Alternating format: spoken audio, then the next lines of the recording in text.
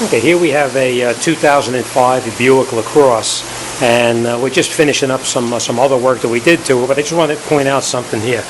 See all of these leaves and debris that's built up in the top up in here.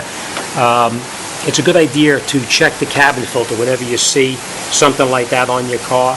So let me show you how to do the cabin filter on this car, and I'll show you how it goes.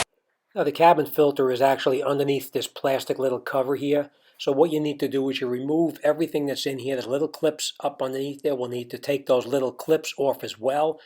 You probably want to grab a vacuum at this point to clean out any kind of leaves and debris that's in there. Now most of the time when you shut the key off in any other car, the wipers stop in the up position. But this particular car, when you shut the wipers off, they recess back down, covering up the little plastic cover that we need to remove. So let me show you how you would take care of that, and we'll get this cover off, and we'll get that filter out.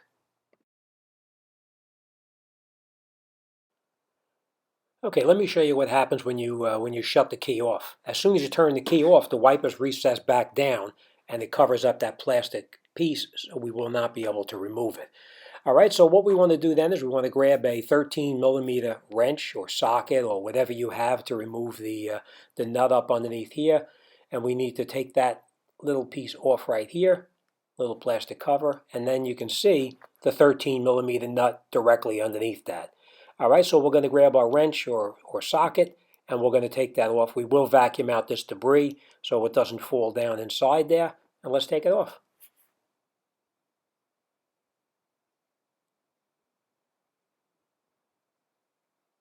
All right, now in this case I'm using a wrench, but like I said, you can use a 13mm socket if you have that as well. They usually come off fairly easy. Once you break them loose, they come right out. Sometimes that arm itself is pretty tight and it won't come off. If it doesn't come off, don't force it. You don't want to break anything. There's a small puller that you can use, and it looks just like a battery terminal end puller, and it goes over the top of the threaded stud that comes out that the nut was on, and it pulls up on the wiper arm itself, and it'll pop loose and it'll come right out. Most of the time they're not really that tight. You put a little bit of pressure on it and it pops right off. That's it. We'll just take it and we'll get it out of the way.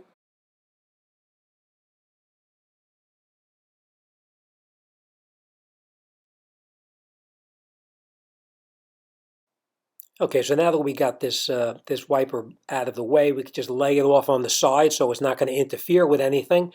And we'll get in here with our vacuum at this point and we'll clear it out before we take the little clips out down the bottom.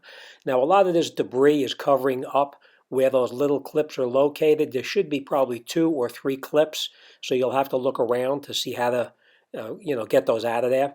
And you basically just take a very small, thin screwdriver and you go underneath the very bottom of the clip itself, and it's a 2-piece clip. You take the center piece out, and then once the center piece is out, then you would go and you'd pull the rest of the outside clip up and out of the way, and that'll give you access to get that cover out. So, all right, let's take those clips out.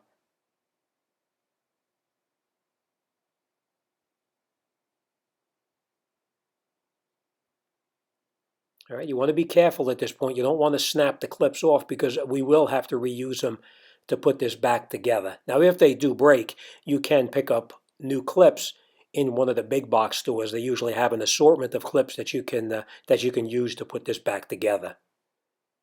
And then we'll take it out of the way, and that gives us access to the bottom where the filter is.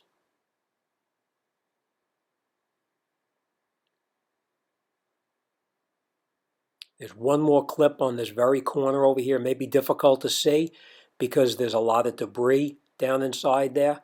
So look around. Don't just pull it and yank it out of there. You don't want to snap anything off down the bottom. All right, so let's take that other clip out, and we should be able to get this cover totally off so we can gain access to the filter itself.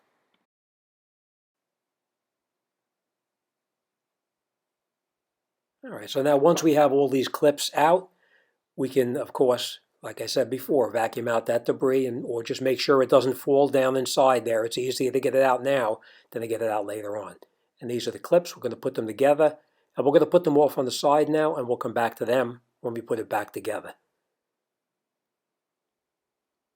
All right, you got to see all that clips down inside there so we don't break anything.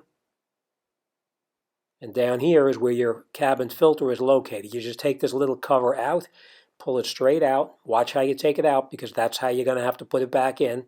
And then you can see your filter right down on the bottom here. You grab the little tab on the filter itself and just give it a pull, and it comes right out. Just make sure that the debris does not fall down inside the squirrel cage. Okay, now just remember, any of the debris that winds up on top, whether it's on the driver's side or on the passenger side, when it rains out, ultimately the water is going to wash it down into the location where that filter is located. So it's a good idea to periodically come up underneath the bottom here with a vacuum, or just take it out by hand and get rid of those leaves. Okay, now that we have our new filter, you want to take the new filter just by that little tab that you previously pulled the old one out. And you're just going to take the filter, slide it into the slot, and push it down until it's recessed back in exactly where the other one came out. All right, and once you have it in that position, we're going to grab that plastic little cover, and we're going to reinstall the cover that we previously took off. Now remember, you put it in the correct way. Make sure that your bolts or those little tabs line up exactly as they came out. All right, then we'll slide it in until it lines up with where the push pins are going to be going through.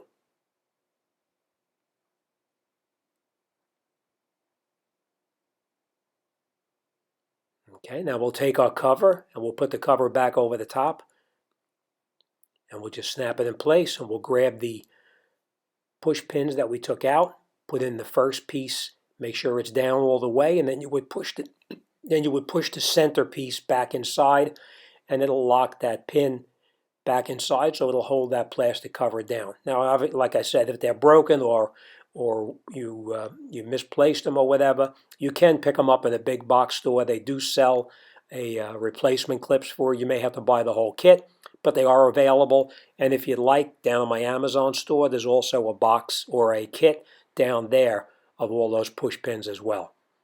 All right, now we're going to take our wiper blade that we previously took off, put it back on in the position that it was in before. We're going to put our weather stripping back on where it previously was removed from. We'll snap it back in place so it's held in where it belongs. That's the windshield washer hose. Now we're going to take our 13mm nut, and we'll screw that 13mm nut back on where it came out. Make sure you screw it on as far down by hand as you possibly can. Hold your wiper in the position where it's supposed to be, and then you would grab your 13mm wrench or socket or whatever you were using and put that and tighten that bolt up. Now don't over tighten it and snap it off. You want to make sure it's snug, but you don't want to go too tight and break it off. And then once you finish, you take your little plastic cap, push it over the top, and that's it. You're done. All right, as always, thanks for watching. See you on the next one.